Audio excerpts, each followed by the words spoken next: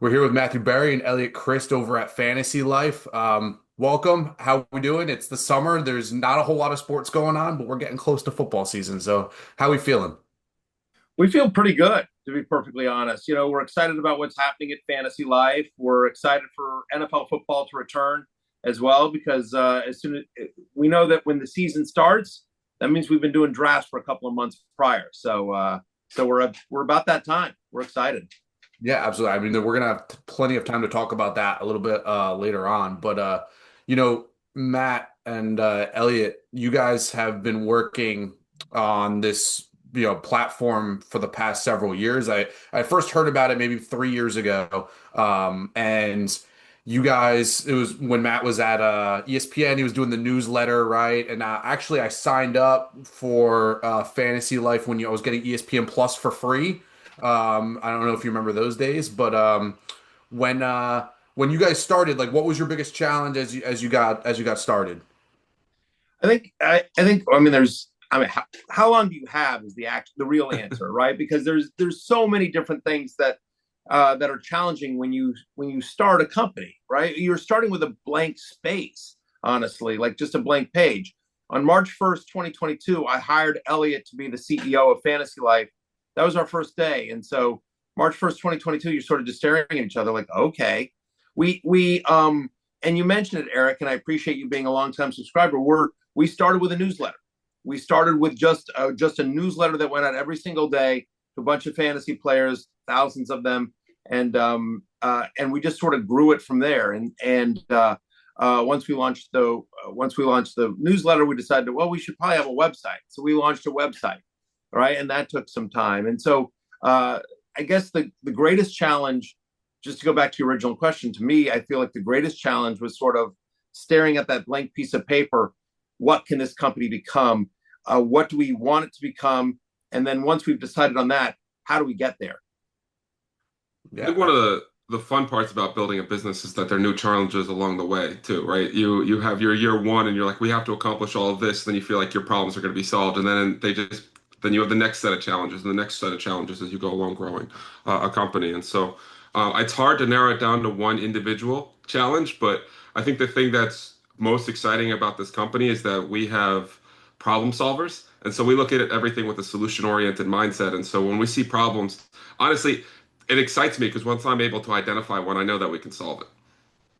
yeah, that's totally problem solving and and building stuff on the ground floor is, Matt, you were the fantasy guy. You were just like the lovable guy that everybody was like looking for, who am I starting or sitting this week? And now you've grown into full entrepreneur. While we're starting here, I figure you guys had some news. I figure I'd give you guys the opportunity here. Like, what was the news exactly? What's the update with your guys' company? Well, we're super excited to announce a seed round, a $7 million seed round. And the round of investment is led by LRMR Ventures. That's the family office of Maverick Carter and LeBron James. And we're being co-led by LRMR and SC Holdings, which is run by a guy named Jason Stein. Jason is also the special advisor to LeBron James and Maverick Carter. So having somebody like a global icon like LeBron, having an entrepreneur and CEO like Maverick Carter, who has built many different things, had many successful exits, along with Jason Stein, same thing. Jason Stein has created many companies. He's sold many companies. He's been a successful investor and entrepreneur himself. And so to have guys like that believe in what we're building is unbelievable. And so our cap table, we're so proud of the people that have invested with us along the journey. In addition to Maverick and LeBron and Jason Stein, Roger Ehrenberg, co-owner of the Miami Marlins and Alpine F1 Racing. David Blitzer is a co-owner of like 5 different professional sports teams, name a sport, including my own beloved Commanders. So we love that. Chad Hurley, the co-founder of YouTube. John Legend is an investor. Larry Fitzgerald, the all-pro wide receiver. Donald Mustard, the co-creator of Fortnite. Casey Wasserman, the legend himself, Casey Wasserman. Jerry Cardinal, who is, runs Redbird Capital. He personally put in, as did Jeff Shell, who also is over at Redbird Capital. Tony Khan, who's the co-owner of the Jacksonville Jaguars and Fulham FC and AEW Wrestling. So the list goes on and on. We could not be more proud of people that we admire, that we're fans of, that we look up to, came to us and said, you know what, hey, we believe in what you're building, and we believe in it so much, we want to invest, we want to be part owners, we want to be partners with you guys in fantasy life. You guys are backing up the red carpet. I guess all those guys will be at Michael Rubin's white party later this summer, right? Certainly some of them will, and to be honest with you, some of the people that I absolutely know will be there. Joe Burrow, Josh Allen, Jamar Chase, guys like that. They're all investors in our first round as well. So again, it is a bit of a star-studded lineup. We're really proud of our cap table. Yeah, yeah. Congratulations again. And so $7 million is a ton of money, and I don't know what you raised prior to that, but that's a ton of money. What's the plan with all, like, what do you need all that money for? Yeah, I mean, I think just cool cars for me and Elliot, mostly. No, honestly, look, Elliot's got a pretty nice background there. I think he's got some cool stuff already. He already does. He really does. What I would say, honestly, so to be clear, some of the money has been spent already. Like, we acquired the Guillotine League's platform. Just because you announce a round doesn't mean that's like the money came in that day, right? Just let people in behind the curtains a little bit as well. You raise the money, and the raise takes a while, and then you announce the raise, which we're doing now. But in essence, what the money is going for is for two of the biggest initiatives that we have at Fantasy Life. Number one is GuillotineLeagues.com, the Guillotine Leagues app.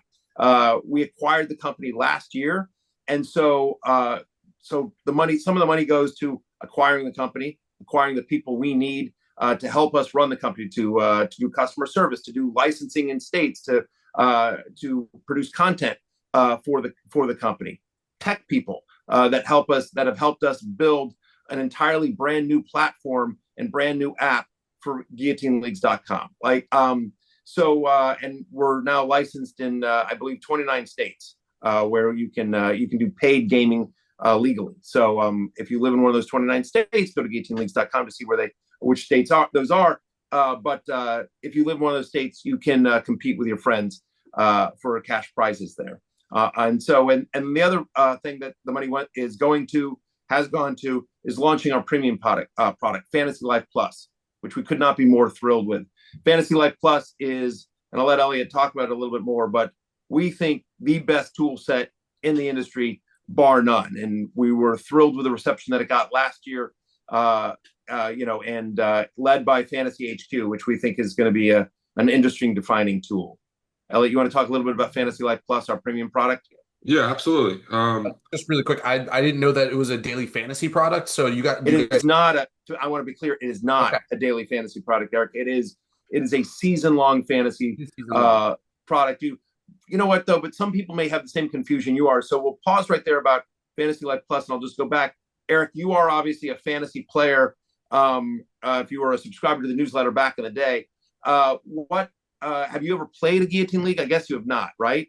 I have played Guillotine Leagues, but I don't I'm not active in it. I know what it is, basically.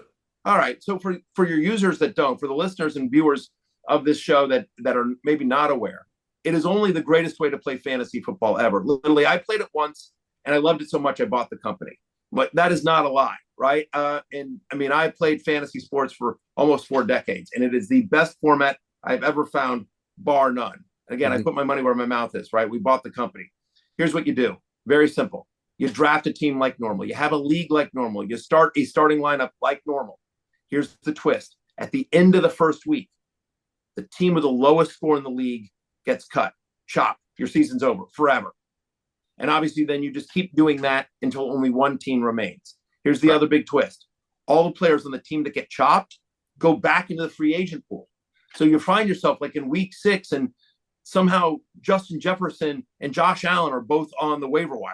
Like, it's just every week there are new stars, there are big name players, there are first and second round picks that are getting cut and put back into the waiver wire. So it just makes waivers so much more fun because you're not sifting through 4th string wide receivers and backup running backs that you're hoping are an injury away. It's you're bidding on real players. So that's Guillotine Leagues, and it's season long. It is not DFS, not daily fantasy. It is a season long. You can start drafting whenever you want, and then until the end of the season. So if there's 4 weeks left in the season, you can start a 5-person league. You can draft anytime you want.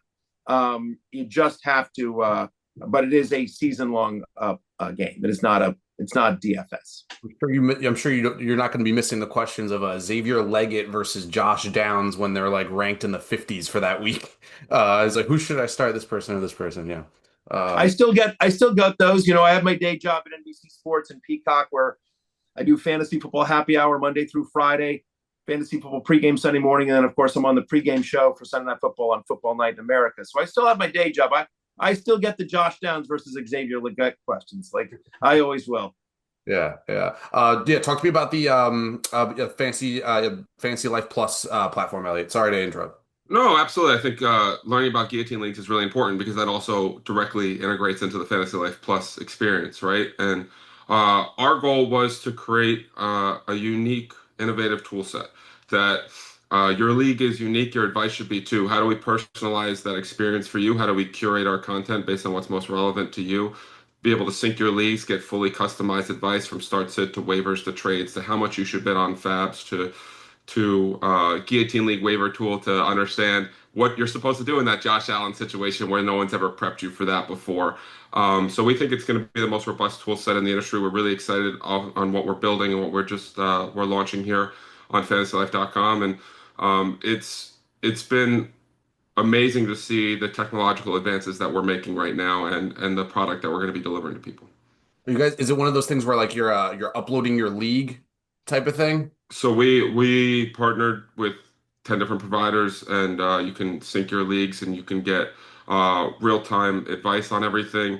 We're going to be introducing, along powered by Mike's Hard Lemonade, our Fantasy HQ scoreboard, where you will be able to track all your teams live at once across all your different platforms. So you're not jumping from app to app, but you're getting all the real-time updates in one place. And so we're really excited about that.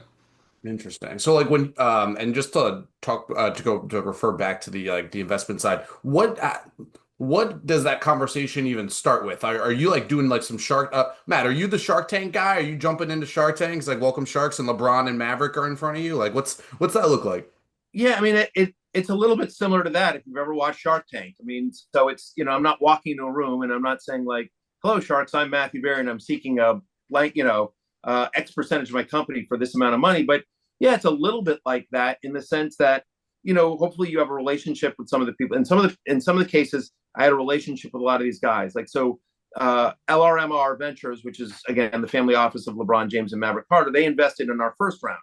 So this is our second round of funding. So a lot what we're really thrilled about is that the majority of the people, especially the ones I just mentioned, are not only invested in our first round, but basically said, all right, we like our investment in this company so much, we believe in what you're building so much, we want to come in for a bigger bite. And so they invested in this round at a higher valuation and also at a bigger commitment from them, almost all of them as well. So this time around the conversation is a little bit easier because we already have a relationship with Mav and LeBron. We already have a relationship with Jason Stein and Roger Ehrenberg and Tony Khan and Chad Hurley, the co-founder of YouTube, and John Legend and et cetera, right?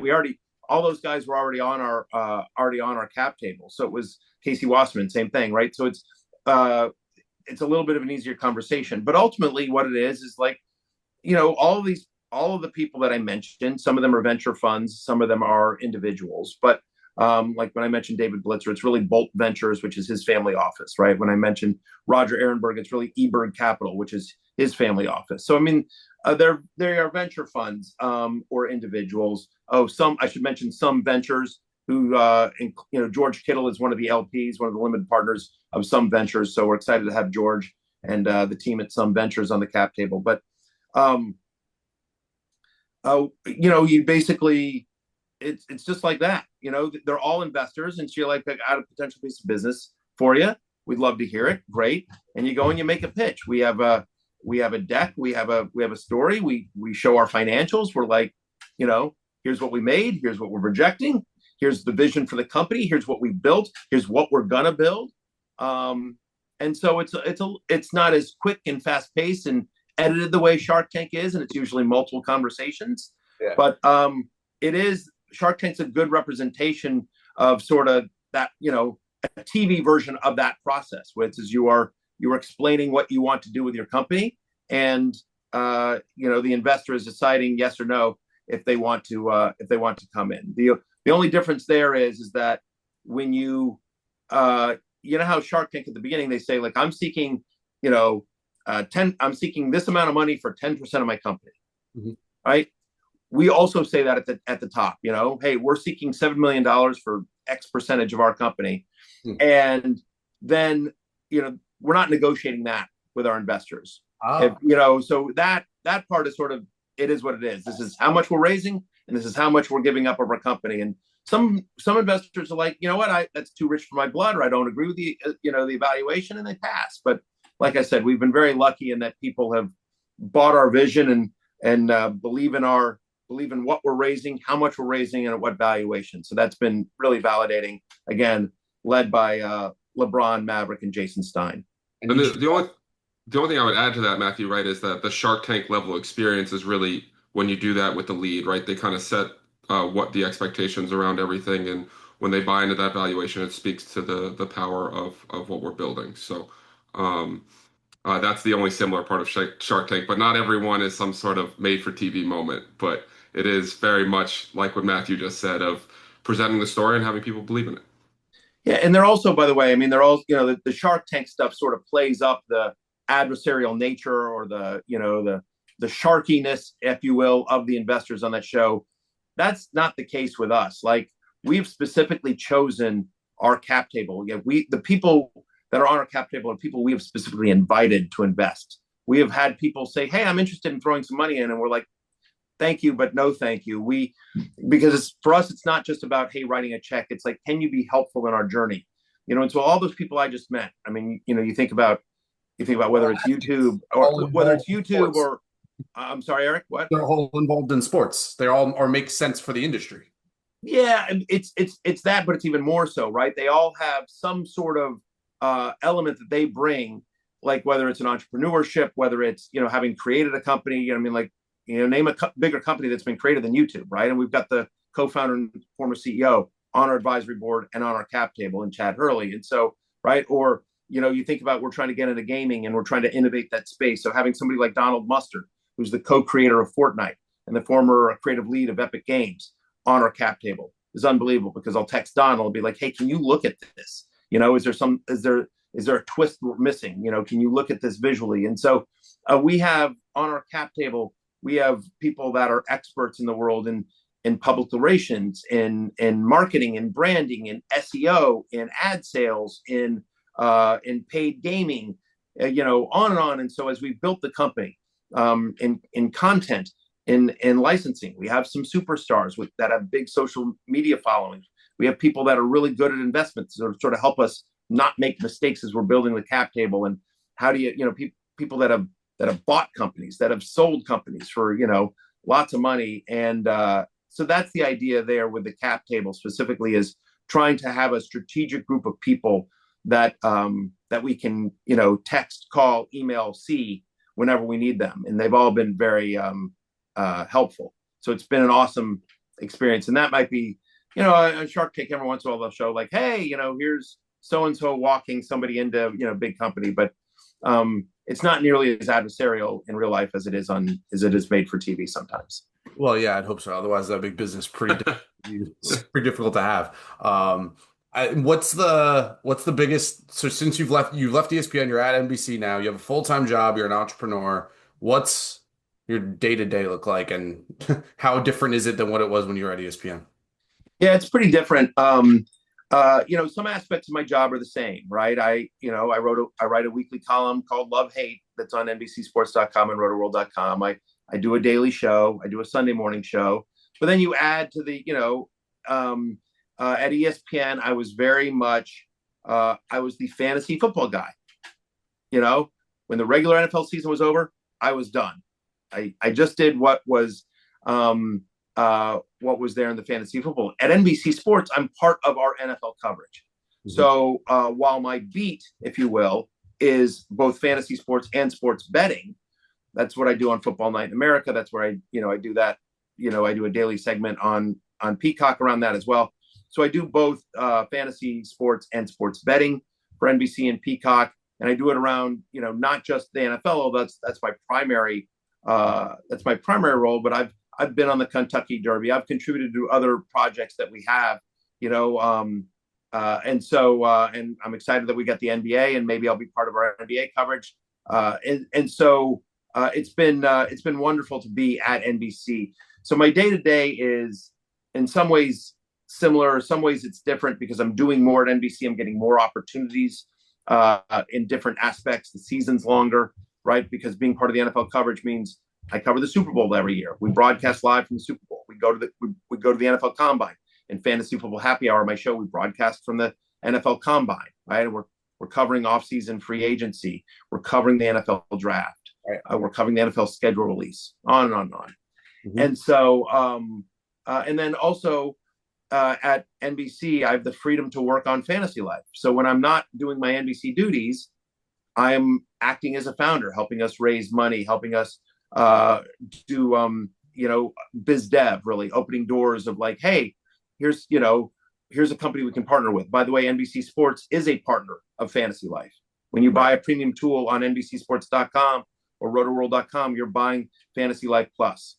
So we partner with them. They've been great partners as well. But we also have some other announcements coming up later in other places that we're partnered with that we're super excited about. And so that's kind of what I do is overall strategy of the company, fundraise, biz dev, a couple of front-facing things, whatever I need. Eliot runs the day-to-day. He's the CEO. I'm just a pretty face, but I am involved. Do you ever miss just being the fantasy guy at ESPN? Do you ever miss those days? Certainly, I miss my friends at ESPN, but no. I mean, that was part of the reason I left ESPN was to become more of an entrepreneur. I really enjoy it. I've really enjoyed building this company with Eliot, with Dan Kaufman, our chief strategy officer, with Emily Stone, our director of operations, with the 23 other full-time employees at Fantasy Life, with the other 40 to 50 freelancers we've had, with our investors, with our advisory board. Like, no journey is alone. And so I love it, Eric, to be honest with you. I really enjoy it. And that was one of the reasons why I left ESPN, because NBC said we would, and I thought I wouldn't be able to go back to ESPN. ESPN wanted me to come back. My contract was up. ESPN wanted me to come back, but they said to me, hey, you can't have Fantasy Life. You can't co-own Fantasy Life the way I did in my previous contract where I had a carve out for it. Mm-hmm. And I didn't want to do that. So I decided to leave ESPN, and I had a number of meetings where people were like, yeah, we don't care. And one of those meetings was NBC, where NBC was like, we will support and partner with Fantasy Life. And also, by the way, we'll put you on Football Night in America, which is, obviously the number one pregame show in all of television. So it was kind of a no-brainer. Yeah. Huh. Yeah, I'm interested. I'm surprised to hear that, honestly, because like I said, when I was subscribing to the newsletter, it was like $100 for the season, and you would get ESPN Plus as a part of it, when ESPN Plus, I believe, was like $70 on its own. We've never. I think you might be confusing us with another newsletter. We've never charged for the newsletter. The newsletter's been 100% free since day one. Maybe not the newsletter. Maybe it was a different product. RotoPass. That's what it was. It was RotoPass. Yes. Yeah. So I'm just surprised to hear that the together, like working together with the ESPN Plus wasn't in the cards. That's surprising. We talked about it in terms of RotoPass, but I mean, the RotoPass ESPN Plus relationship was really predicated on me being at ESPN. And once I left, as much as, listen, I do have an audience, and we did drive ESPN Plus subs. There's no question about it. But the Walt Disney Company has plenty of marketing dollars and levers they can pull even without me. So. And honestly, and I thought, the joke is always I'm a company man. And so rotopass.com exists to this day. When you subscribe to rotopass.com, you get a bunch of different fantasy sites. You also get Fantasy Life Plus, a tier 1 subscription of Fantasy Life Plus, and you get 6 free months of Peacock. Again, I'm a company man. So I would rather, if I'm going to be promoting RotoPass, and I promote it not only on my social channels, but on NBC platforms, right? I promote it on in my column, I promote it on my show. And so if I was going to be promoting RotoPass on an NBC platform. I wanted to help NBC. And so, that's another way that we're partnered, obviously, is that when you subscribe to RotoPass, you get 6 free months of Peacock, which has, by the way, more live sports than any other streaming service out there. And then, so yeah, if you guys want, and then we can wrap on talking some fantasy football. I know it's only June 27th, but I just did my rookie draft, and I'm itching here.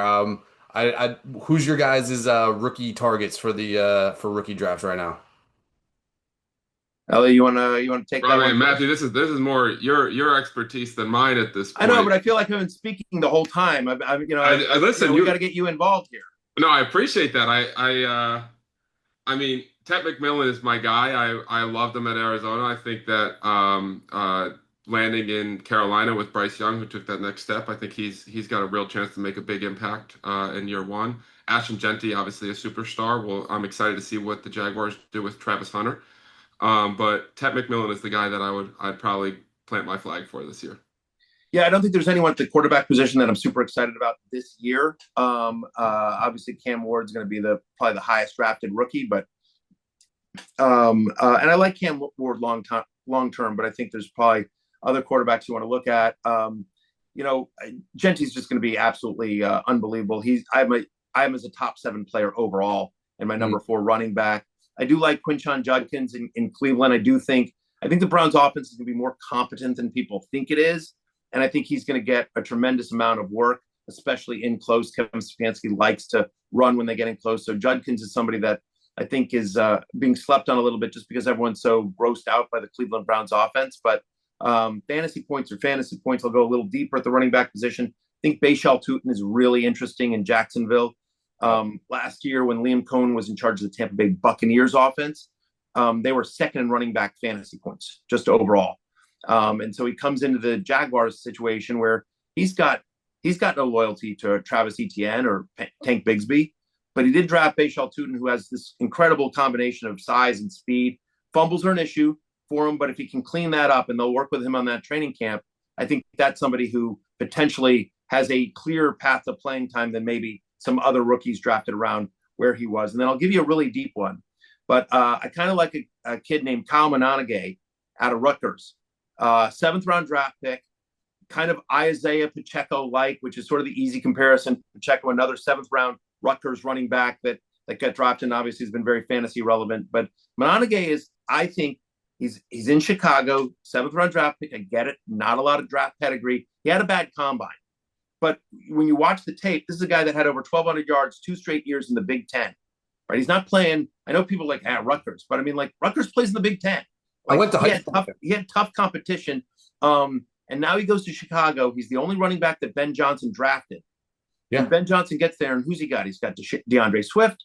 He's got Roshan Johnson, both of whom who have been, shall we say, up and down in their NFL careers. So Kyle Monanige, who's kind of like, the easy comparison here is that I think he can be the David Montgomery in Ben Johnson's offense. If DeAndre Swift returns more to sort of that Jahmyr Gibbs role. Not saying DeAndre Swift is Jahmyr Gibbs, but if you just sort of think about how Ben Johnson wants to set up his offense, he's going to want to run the ball, and he's going to want to use 2 backs. No team in the NFL improved their offensive line this offseason more than Chicago Bears.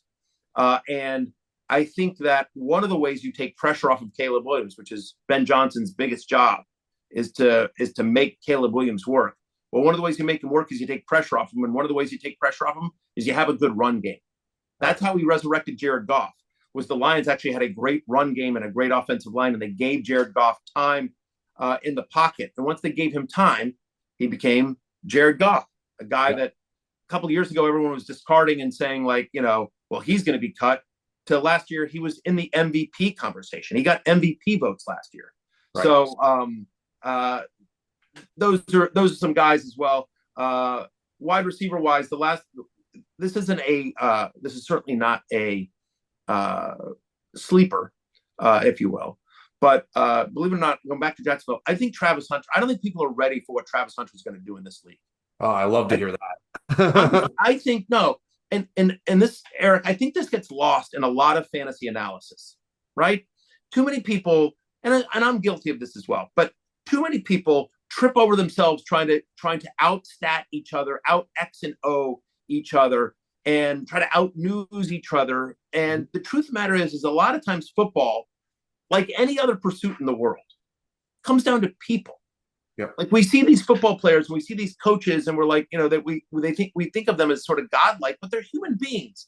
Like the three of us, they are human beings with ego and emotion and feelings, and flaws, and so I think people forget about that and they take the human emotion out of it. And so I want you to think, I'm not going to use any stats, but here's my argument for Travis Hunter.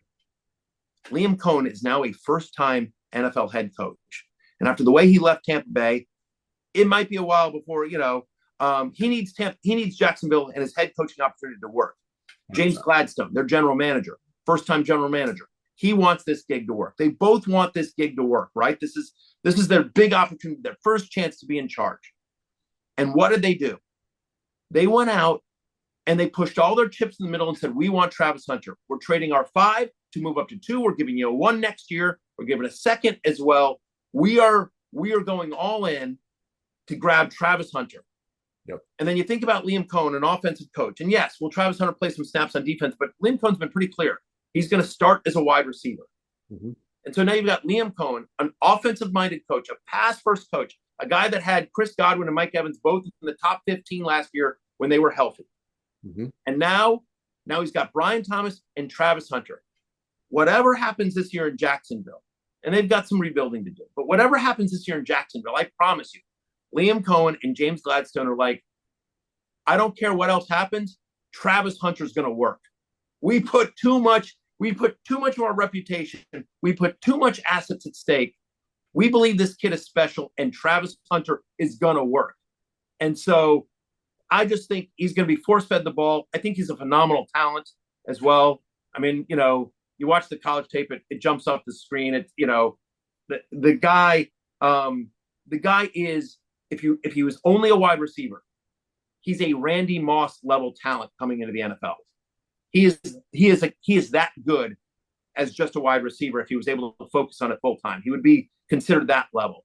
He's going to play some defense, play defense in college as well. But I just think Jacksonville with a bad defense, Trevor Lawrence, Brian Thomas on the other side to take some defensive away.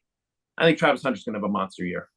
Ooh, I'm excited to hear that. I'm a big Travis Hunter guy. Want to wrap on Giants and Jets? I see some potential Jet fan behind me here, and obviously the Giants things aren't looking too far up. So yeah, Giants Jets analysis. Anything, Elliot, Matt? How would you? I don't know that I now need to publicly back the Jets, which is a tough thing to do right now. I will say that I'm excited for Justin Fields from an NFL perspective. I think that was a really smart move from them. It's a low risk, high upside play of can they tap into that skill set that we all know is there, the elite athleticism, pair him with his college teammate and Garrett Wilson, who they had a ton of success together. Excited for Aaron Glenn to come in and kind of have this no nonsense approach where these last 2 years have kind of been more Shark Tank-esque, I'll say, where it was reality television with Aaron Rodgers, who.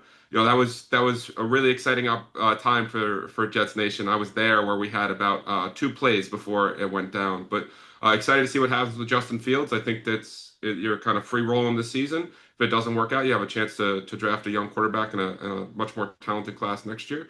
But I think they've got some young players that are worth being excited over. The Giants, I think it's Malik Neighbors' season. I think he's going to get force-fed the ball. I know that's one of Matthew's guys. I think you see why I tried to kick the rookie question to Matthew with my answer compared to his and his knowledge set. But Malik Neighbors is, I think, must-see TV and makes the Giants exciting to turn on the television. Yeah, I think if I was a Giants fan, I'd feel okay. Actually, if I was a Jets or Giants fan, I would be cautiously optimistic because I think both teams now have a vision for what their team can be. There's now a path, right? And so, I mean, Aaron Glenn is an awesome coach. Going to take a while to turn the Jets around, but I think he'll get there. I mean, listen, the defense has the potential to be very, very good. And so if Justin Fields can turn into that, I think Justin Fields and, Garrett Wilson goes without saying, if you want another rookie sleeper for you, how about Mason Taylor, their rookie tight end? I think Mason Taylor was a steal in the draft for those guys. And given that there's not a lot of other competition for targets outside of Garrett Wilson, you've got the running backs, of course. think Mason Taylor's an interesting, Goodness. late round flyer at tight end. Giants side of the ball, look, Russell Wilson is a professional quarterback who can get the ball to Malik Neighbors, to Wandell Robinson, to Theo Johnson, their second year tight end. And so, and get the ball, moving. And then when Jackson Dart is ready, they'll bring him in. But they've picked a quarterback that they feel fits Dayball's system. He doesn't have to get thrown to the wolves in the New York media because you've got a pro like Russell Wilson there as well. And so we'll see how the run game plays out. I love Tyrone Tracy. I wish he had, I loved him getting all the work down the stretch. So I think if I was a Giants fan, I'd be excited about Cam Scatabo, and sort of the easy thunder lightning type comparison that people are making. But as a fantasy manager who has Tyrone Tracy on 4 different dynasty teams, I wish Cam had gone somewhere else because I think that's going to be, unfortunately, too much of a committee. I Yeah. do. I do also have to throw out one last thing on the Giants that Abdul Carter, Brian Burns, Dexter Lawrence, Yeah, it's going to be a good and defense. and Thibodeau. It's like that's exciting to see what that kind of talent on a defensive line can do as well. Yeah, it better be a good defense. I would just add in that I think that Elliot might have broken some news. Is Malik Neighbors your ride or die this year? Is that what it said?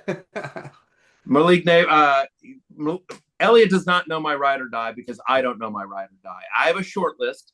I have a short list.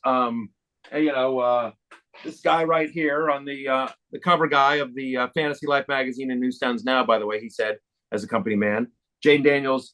He's currently on the short list, but there are a lot of people on the short list, and so we'll see. I need to redeem myself after Kyler Murray last year. I've had a long good run, but Kyler didn't kill you, but he also didn't do what he should have done as a ride or die. So I got bounce back year for me in the ride or die. Yeah, yeah. Jaden Daniels would be an interesting one. He's I mean, you're a Commanders guy, so that fits you perfectly. And Eric, I'm so mad at myself because if you go back and watch, before I announced my ride or die, we did a ride or die consideration show of fantasy football happy hour, and I announced who my runners up were at each position before ultimately announcing Kyler Murray. And I said my runner up the quarterback position is Jaden Daniels. I said, but I felt like if I took Jaden Daniels, everyone's going to think, oh, Barry, you're such a homer, and so I was just like, rookie quarterback. I really believe in the kid, but rookie quarterback on my team, and everyone's talking up Caleb Williams. They're going to think I'm crazy and a homer, and I might lose credibility. And so obviously, that's what I should have done. That was Yeah. the call I should have made. But regrets. What do we in fantasy football? We all have them. So what are you going to do? 100%. Matt, Elliot, I appreciate you guys very much. Matt, I'll have you on for the football season. Maybe like right before, do like a little fancy football preview or something like that. And Sure, happy to help. I hope continued success for you guys. Look forward to talking to you guys again. Thanks, Eric. Thank you very Appreciate much. you. Hey, thank y'all. Appreciate you.